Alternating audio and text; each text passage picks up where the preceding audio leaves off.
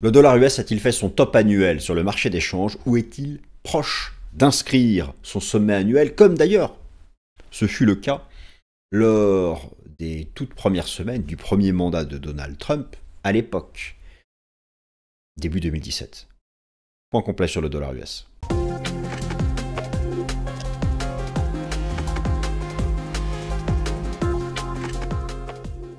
Chers amis, je suis ravi de vous retrouver, nouvelle édition du Fast and Forex. Nous sommes le mercredi 19 février 2025 et effectivement, envers et contre tout, le dollar américain face à un panier de devises, et oui, corrige depuis un mois. Le dollar US est d'ailleurs depuis un mois la devise majeure du Forex la plus faible, avec au contraire une remontée du cours de l'euro-dollar, une remontée du yen face au dollar américain. Et donc se pose la question, car en bourse les schémas peuvent se répéter, et tout le monde a en tête le fait que dans les premiers mois qui ont suivi à l'époque la prise de fonction de Donald Trump, donc son premier mandat 2017, janvier, février, mars 2017, le dollar avait pris la direction du sud.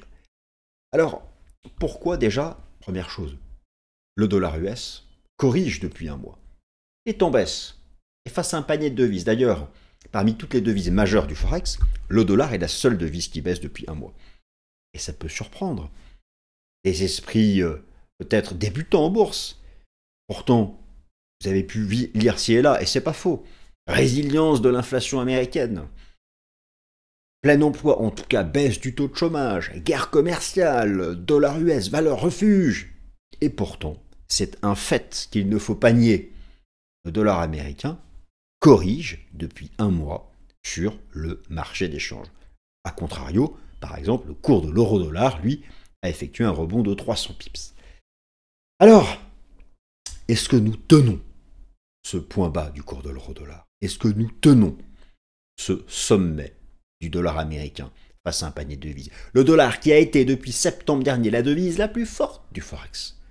Alors, donc, cet épisode de faiblesse depuis quelques semaines, y a-t-il des caractéristiques de renversement de tendance à la baisse? Sur le plan technique, sur le plan fondamental, ou s'agit-il d'une simple respiration avant d'aller chercher plus haut? Et pourquoi pas le record de 2022? Ça renvoie l'euro-dollar à la parité. Mais si au contraire l'euro-dollar a fait son point bas il y a quelques semaines à 1,01 et quelques, va-t-il prendre la direction des 1,10 $? Et moi je pense qu'il atteindra 1,10 $ cette année. Notez-le, nous faisons le point en décembre. Notez-le, 1,10 $ d'ici la fin d'année. Mais l'année est longue. Et donc, le top du dollar US sur le marché des changes a-t-il été fait? Je vous propose, comme chaque mercredi dans le Fast and Forex, de répondre de manière organisée, structurée. Et d'ailleurs, au passage, j'espère que le nouveau setup vous plaît. C'est-à-dire que vous l'avez noté, donc toujours en introduction, vous me voyez comme ça de face avec mon écran ultra wide derrière. Et désormais, vous avez vu que lorsque je présente mes slides, lorsque je présente ensuite mes graphiques fondamentaux, et lorsque je vous propose mon analyse technique des différents actifs boursiers, je mets une webcam ici, cette lumière-là, et donc vous me voyez. Cette fois-ci, vous me voyez tout le temps, et même lorsque je commente les graphiques. Je pense que c'est intéressant pour insister sur certains points, ça crée plus d'interactivité. N'hésitez pas à me dire ou à me redire dans les commentaires si cela vous plaît. Première partie sur le plan technique. Le dollar US, qui est donc la devise la plus faible du marché des changes depuis un mois seulement. Attention, hein, car il est la plus forte depuis 6 mois. Sans aucun doute. C'est possible. Sur le plan technique, a-t-il validé un top annuel? Alors je vais vous dire bien sûr que là, non. Il faudrait des confirmations pour ça. Mais ce qui va être intéressant, c'est le raisonnement. Pas simplement de tracer des supports et des résistances. On va voir plusieurs critères de l'analyse technique. Et même de positionnement institutionnel. Et même de spread de taux d'intérêt. Ce sera la première partie de cette vidéo. Seconde partie, la question que je pose est importante. Car la tendance du dollar, c'est central en bourse. Et derrière, du fait des corrélations, beaucoup d'autres tendances naissent et parfois meurent. Mais la vraie question, au-delà de cet aspect technique, envisager que le dollar ait fait son sommet, est-ce que c'est crédible fondamentalement? Alors que, a priori, la Fed ne baisserait plus ses taux cette année. Moi, je vous le dis, ça ne sera pas le cas. La Fed baissera ses taux bien avant le timing que le marché se plaît à penser maintenant. Faites-moi confiance, la Fed baissera ses taux d'ici le printemps. Enfin, au printemps. Et pas comme vous le lisez partout maintenant, ou l'entendez peut-être, en fin d'année, voire en 2026. Non. Enfin, c'est mon opinion en tout cas. Mais fondamentalement, au-delà des fondamentaux présents, n'oubliez pas, la bourse est toujours dans l'anticipation. Au-delà des fondamentaux présents, y a-t-il dans les fondamentaux prospectifs? Je rigole pour le doigt mouillé. Y a-t-il des fondamentaux prospectifs qui appuient la thèse d'un top annuel, peut-être fait ou à venir un peu plus tard, du dollar US sur le marché des changes? Et enfin, troisième partie, donc je vais vous lister plusieurs fondamentaux. Dans cette liste, qu'est-ce qui compte vraiment? Qu'est-ce qui compte vraiment? La géopolitique, la guerre en Ukraine, les élections d'ailleurs en fin de semaine en Allemagne, la Fed, la BCE, qu'est-ce qui compte vraiment pour envisager que le dollar n'aille pas plus haut sur le marché des changes? C'est parti, nouvelle édition du Fast and Forex. Allez, c'est parti les amis, on attaque cette nouvelle édition du Fast and Forex au sujet du dollar US qui corrige donc depuis un mois. Alors dans quel cadre devons-nous remettre cette correction court terme? Est-ce le début d'un mouvement de repli plus important ou simplement une petite phase de retracement à court terme avant que le marché ne redémarre? C'est ce dont nous allons parler. Est-ce que le sommet annuel du dollar US est fait dès ce début d'année? Bon, le sujet est complexe mais majeur pour l'ensemble des marchés financiers du fait des corrélations. Le programme est effectivement, malgré la guerre commerciale, malgré une inflation américaine résiliente, malgré un taux de chômage au plus bas, malgré donc des fondamentaux qui auraient dû pousser le dollar plus haut depuis quelques semaines, eh bien ce dernier a corrigé sur le Forex depuis le début du mois de février. Et donc il est même la devise du FX la plus faible depuis le début de l'année. Que peut-on en penser sur le plan technique? Est-ce que ce repli s'accorde avec des fondamentaux soit actuels, soit prospectifs? Et au final, pour la question du dollar, la question de la tendance de fond du dollar, les fondamentaux sont multiples. Mais quel est le fondamental qui compte le plus?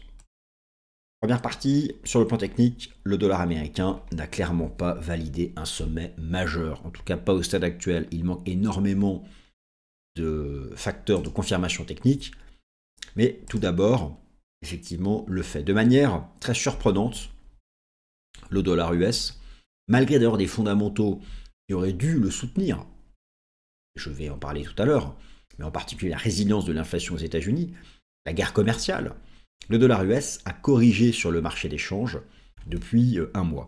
Alors, je vous montre ici, je suis donc sur TradingView, et je vous affiche la performance des devises majeures du Forex, chacune étant représentée donc par son code.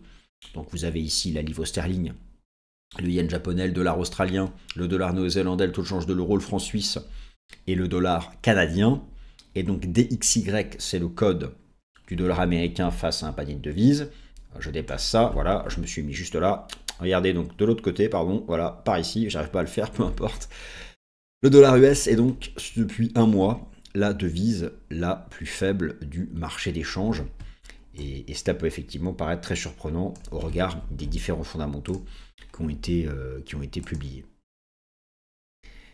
Alors, une question se pose, et c'est la question majeure, puisque effectivement en bourse, les schémas se répètent, et tout le monde a en tête ce qui s'était passé début 2017, donc l'élection présidentielle avait lieu en novembre 2016, Donald Trump avait pris le pouvoir en janvier 2017, et dans les mois qui ont suivi la prise de pouvoir de Donald Trump, eh bien, le dollar américain a reculé. Et là, donc forcément, le repli du dollar américain depuis quasiment exactement le 20 janvier dernier pose la question de savoir est-ce que cette pattern se répète. Alors avant de regarder les fondamentaux, je vais passer en revue quelques critères techniques pour savoir si effectivement il est probable que le dollar US ait fait un top majeur, en tout cas pour cette année, au début du mois de février 2025. Tout d'abord, est-ce que le dollar a cassé des supports sur le plan chartiste sur différents horizons de temps, et en particulier les horizons de temps. Nous allons donc regarder le chartisme et les enseignements du système Ishimoku.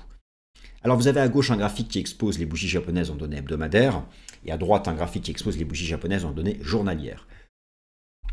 Donc effectivement, le principe la répétition en fait des schémas fait que ici vous aviez donc la victoire de Donald Trump en novembre 2016 et ici donc la prise de fonction de Donald Trump est le point de départ d'une longue phase baissière.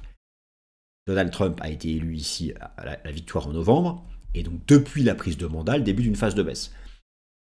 Et forcément, la question se pose de savoir si le dollar va répéter ce schéma. D'un point de vue technique, le repli en place, donc ici depuis un mois, n'a pas encore permis de réintégrer l'ancien range. Cette grosse pattern ici, alors regardez bien, ici vous avez la mèche haute et là vous avez le cours de clôture. La mèche haute et le cours de clôture. On a réintégré la mèche haute mais pas encore le cours de clôture. Alors, et vous pouvez en fait affiner même le range en traçant cette oblique ici, ce qui vous délimitait plutôt une structure en triangle. En réalité ici c'est une grosse zone de neutralité. Tout cet intervalle-là. Donc sur le plan chartiste, il y a un début de quelque chose en hebdo. En système Ishimoku, on a cassé la Tenkan. La Kijun est ici d'ailleurs. Comme par hasard, la Kijun correspond à cette oblique. Donc il y a effectivement une correction, mais d'un point de vue chartiste, le marché n'a pas réintégré ici cette grosse pattern. D'ailleurs, vous pouvez même, et j'aurais dû commencer par ça, regarder l'horizon de temps mensuel sur lequel je vais reprendre le fractal. On retrouve en fait cette zone importante ici des 105 points. Cette zone importante des 105 points, en fait, qui correspond exactement à cette zone-là. En clair, le pivot technique est ici. Le dollar en journalier semble ici faire une sorte de structure, alors rounding top, formation arrondie de sommet, épaule tête épaule, ce que vous voulez. Bon, on voit bien donc qu'il a réintégré ce niveau-là, qui correspond à cette mèche hebdomadaire.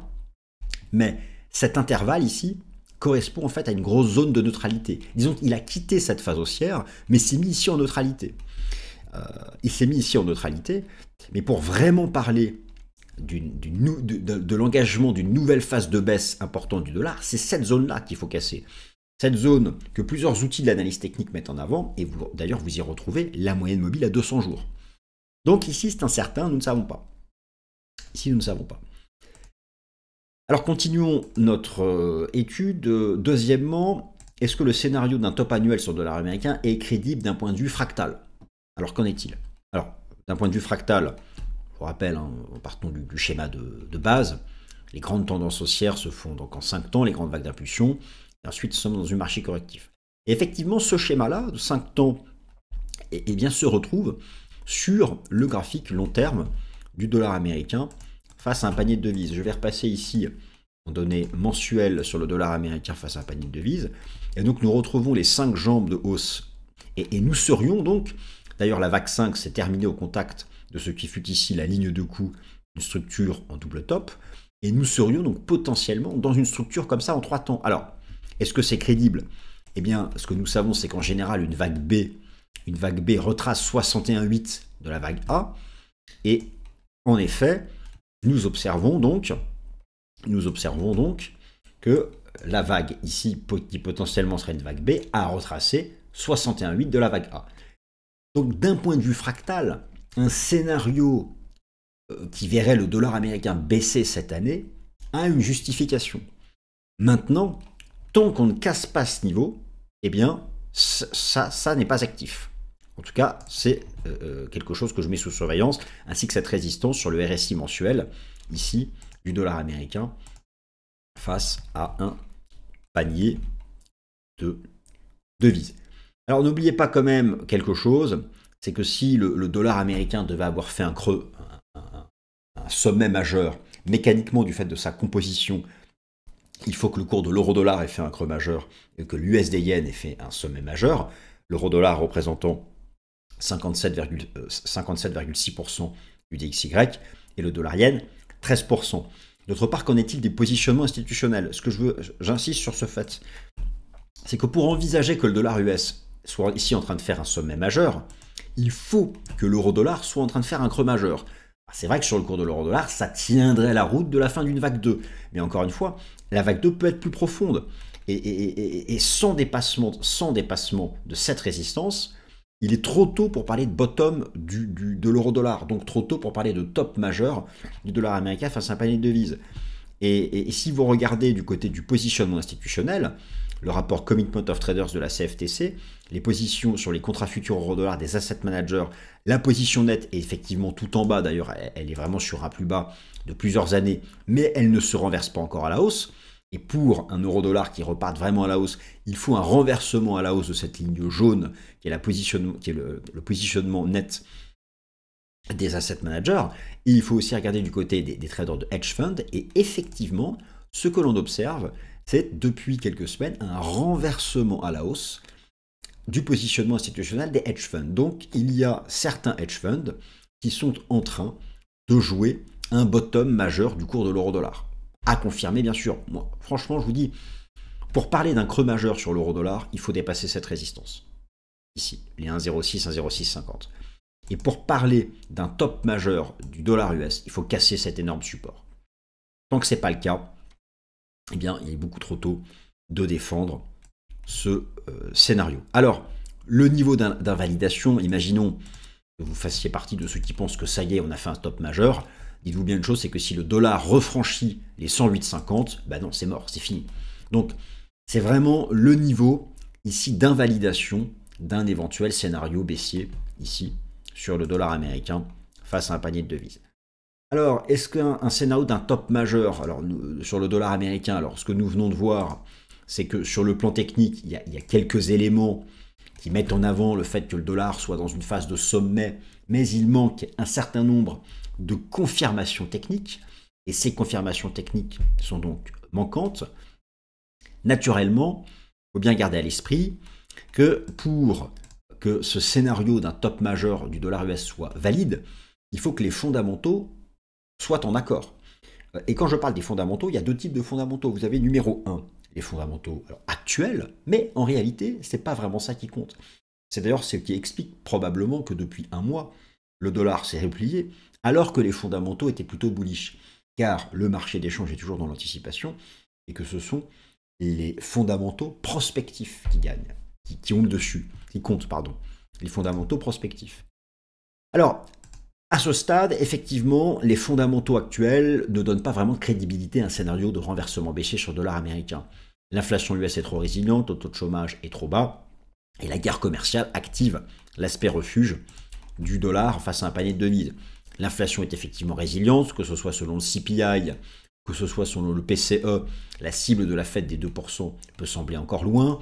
Le taux de chômage américain a reculé ces derniers mois. Et in fine, effectivement, le marché n'envisage pas la reprise du taux d'intérêt des fonds fédéraux avant la décision de politique monétaire du 30 juillet.